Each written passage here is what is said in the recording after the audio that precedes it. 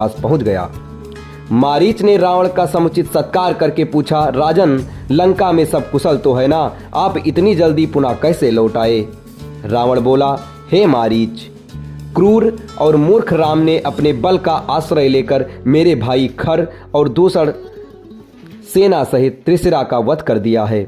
उसने मेरी बहन सुर्पनखा को भी कुरूप बना दिया है। तुम मेरे मित्र हो, मित्र ही संकट के समय मित्र की सहायता करता है। मैं जानता हूं कि मेरे मित्रों और शुभचिंतकों में तुमसे बढ़कर बलवान, नीतिवान और मुझसे सच्चा स्नेह करने वाला और कोई नहीं है।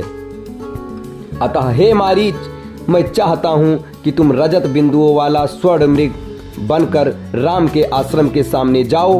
तुम्हें देखकर सीता अवश्य राम लक्ष्मण को तुम्हें पकड़ने के लिए भेजेगी। उन दोनों के चले जाने पर मैं अकेली सीता का अपहरण कर ले आऊंगा। राम को सीता का वियोग असह्य होगा और विरह की उस अवस्था में राम को मार डालना मेरे लिए कठिन नहीं होगा। रावण के वचन सुनकर मारीच बोला, हे लंकापति, जैसे कि मैं पहले भी कह चुका हूं कि ऐसा करना तुम्हारे लिए उचित बिल्कुल नहीं है। ये कार्य तुम्हारे जीवन के लिए काल भी बन सकता है। आश्चर्य की बात है कि वेद शास्त्रों के ज्ञाता होते हुए भी तुम पर स्त्री हरण जैसे भयंकर पाप करने जा रहे हो। तुम्हें ज्ञात होना चाहिए कि राम के क्रोध से तुम बच नहीं सकोगे। मारीच के इस उत्तर से क्रुद्ध हो हाथ में खड्ग लेकर रावण बोला, मारीच, मैं तुझे अपना मित्र समझकर तेरे पास आया था, तेरा अनर्गल प्रलाप सुनने के लिए नहीं। तेरी कायरतापूर्ण युक्तियों को सुनकर मैं अपना विचार नहीं बदल सकता। सीता का हरण मैं अवश्य ही करूंगा और तू मेरे आज्ञा का पालन भी करेगा। यदि तू मेरी आज्ञा मानकर मेरे इस कार्य में सहायता नहीं करेगा तो राम लक्ष्मण से पहले मैं तेरा वध करूंगा।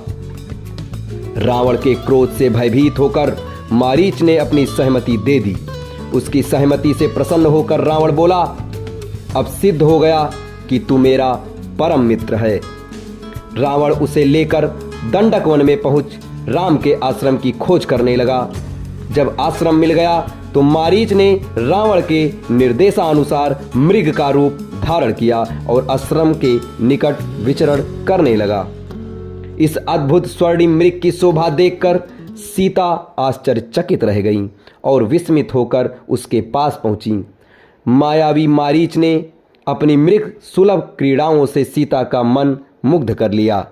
अब इसके आगे की कहानी सीता हरण आपको अगले वीडियो में बताया जाएगा।